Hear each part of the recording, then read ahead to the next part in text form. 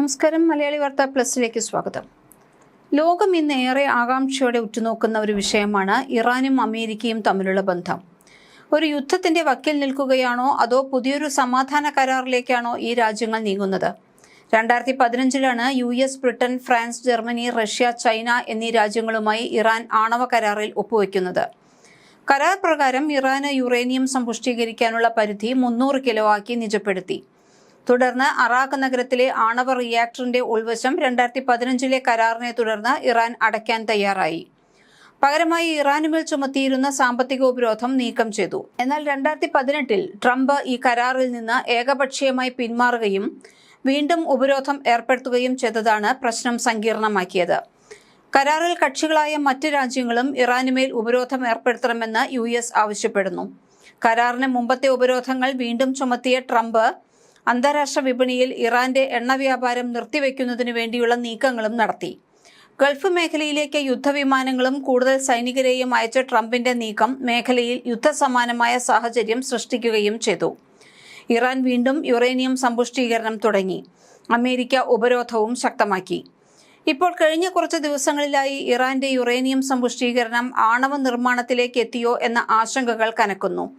ഇറാനും അമേരിക്കയും തമ്മിലുള്ള ആണവ ചർച്ച ഒമാന്റെ തലസ്ഥാനമായ മസ്കറ്റിൽ നാളെ നടക്കുമെന്ന് ഇറാൻ വിദേശകാര്യമന്ത്രി അബ്ബാസ് അരാഗ്ചി പറഞ്ഞു.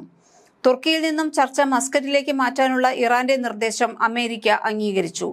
എന്നാൽ ഇതേ സമയം തന്നെ റഷ്യയുടെ ഇടപെടൽ കാര്യങ്ങൾ മറ്റൊരു ദിശയിലേക്ക് എത്തിക്കുമോ എന്ന വാർത്തകളും പുറത്തുവരുന്നുണ്ട്. പുടിൻ ചില നിർദ്ദേശങ്ങൾ വെച്ചിട്ടുണ്ട്. ഇറാനിലെ സിവിൽ ആവശ്യങ്ങൾക്ക് യുറേനിയം സമ്പുഷ്ടീകരണം തുടരാൻ റഷ്യയുടെ ആണവ ഏജൻസി റൊസാറ്റോം മേൽനോട്ടം വഹിക്കുമെന്നും ഇതുവഴി ഇറാൻ ആണവായുധം നിർമ്മിക്കുന്നില്ല എന്ന് ഉറപ്പു നൽകാനും സാധിക്കും എന്നുള്ളതാണ് പുടിൻ പറയുന്നത്. ഇറാന്റെ ബാലിസ്റ്റിക് മിസൈലുകൾ അമേരിക്കയ്ക്കോ ഇസ്രയേലിനോ എതിരെ ഉപയോഗിക്കില്ല എന്ന ഗ്യാരണ്ടിയും റഷ്യ നൽകും. ഇതോടെ തൽക്കാലം ഇറാനെതിരെ പെട്ടെന്നൊരു നടപടി വേണ്ട എന്ന നിലപാടിലാണ് ട്രംപ്.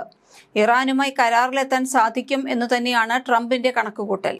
ഒരു വശത്ത് സൈന്യസന്നാഹങ്ങൾ ഒരുങ്ങുമ്പോഴും നയതന്ത്ര ചർച്ചയ്ക്കുള്ള സാധ്യതകളും ഒരുങ്ങുന്നുണ്ട്. അമേരിക്കൻ വിമാനവാഹിനി കപ്പൽ ലക്ഷ്യമാക്കി വന്ന ഇറാന്റെ ഡ്രോൺ അമേരിക്കൻ സൈന്യം ഇന്നലെ വെടിവെച്ചിടുകയും അമേരിക്കൻ പതാകയുള്ള കെമിക്കൽ ടാങ്കർ പിടിച്ചെടുക്കുമെന്ന് ഇസ്ലാമിക് റവല്യൂഷണറി ഗാർഡ് ഭീഷണി മുഴക്കുകയും ചെയ്ത ശേഷം ചർച്ചകൾ നടക്കുമോ എന്ന കാര്യത്തിൽ സംശയം നിലനിന്നിരുന്നു. അറബിക്കടലിൽ നിലയുറപ്പിച്ച തങ്ങളുടെ വിമാനവാഹിനി കപ്പൽ USS എബ്രഹാം ലിങ്കണ് നേരെ വന്ന ഡ്രോണിനെയാണ് US നേവിയുടെ F-35C യുദ്ധവിമാനം തകർത്തത്. മണിക്കൂറുകൾക്ക് ശേഷം ഹോർമുസ് കടലിടുക്കിൽ വെച്ച് US എണ്ണ ടാങ്കറിനെ പിടിച്ചെടുക്കാൻ ഇറാൻ റവല്യൂഷണറി ഗാർഡ് ശ്രമിച്ചുവെങ്കിലും പരാജയപ്പെട്ടു. മേഖലയിൽ തുടരുന്ന US നേവി കപ്പലുകൾ ടാങ്കറിന് അകമ്പടി നൽകി സുരക്ഷിത മേഖലയിൽ എത്തിച്ചു. ആണവ ചർച്ചയ്ക്കപ്പുറം ഇറാന്റെ ബാലിസ്റ്റിക് മിസൈലുകളും പ്രദേശത്തെ പ്രോക്സി സംഘടനകൾക്ക് ഇറാൻ നൽകുന്ന പിന്തുണയും സർക്കാർ വിരുദ്ധ പ്രക്ഷോഭവും ചർച്ചയായേക്കും എന്നാണ് American state secretary Marco Rubio വ്യക്തമാക്കിയത്. ഖത്തർ, തുർക്കി, ഈജിപ്റ്റ് എന്നിവരുടെ മധ്യസ്ഥതയിലാണ് ചർച്ച. ഇറാൻ യുറേനിയം സമ്പുഷ്ടീകരണം 3 വർഷത്തേക്ക് നിർത്തിവെക്കുന്നതും ഇറാന്റെ ആണവശേഖരം മറ്റൊരു രാജ്യത്തേക്ക് മാറ്റുന്നതും ഉൾപ്പെടെയുള്ള നിർദ്ദേശങ്ങൾ അടങ്ങിയ ചട്ടക്കൂട് മധ്യസ്ഥ രാജ്യങ്ങൾ ആവിഷ്കരിച്ചിട്ടുണ്ട്. ഇറാനെ പ്രതിനിധീകരിച്ച് വിദേശകാര്യമന്ത്രി അബ്ബാസ് അരാഗ്ചിയും US-നായി പ്രസിഡന്റ് ഡൊണാൾഡ് ട്രംപിന്റെ പ്രതിനിധി സ്റ്റീവ് വിറ്റ്കോഫും പങ്കെടുക്കും.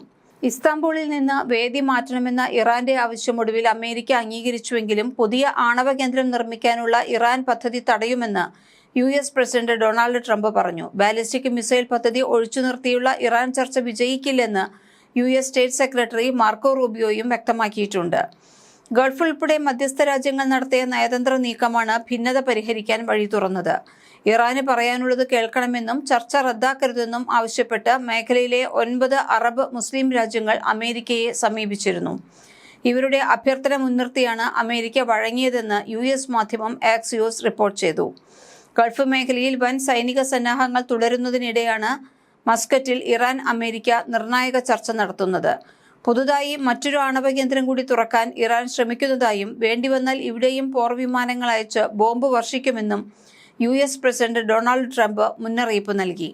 നിർണായക ചർച്ചകൾക്ക് വഴിയൊരുക്കിയ ഒമാനിലെ സഹോദരങ്ങൾക്ക് നന്ദി പറയുന്നതായി അബ്ബാസ് അരാഗ്ചി പ്രതികരിച്ചു. ഇറാനുമായി നിർണായക ചർച്ചകൾ നടത്തുമെന്ന് വൈറ്റ് ഹൌസും സ്ഥിരീകരിച്ചിട്ടുണ്ട്. തുർക്കിയുമായല്ല, നേരിട്ട് ഇറാനിയൻ പ്രതിനിധികളുമായാണ് ആണവ ചർച്ച നടത്തുക എന്നും വൈറ്റ് ഹൌസ് വ്യക്തമാക്കി.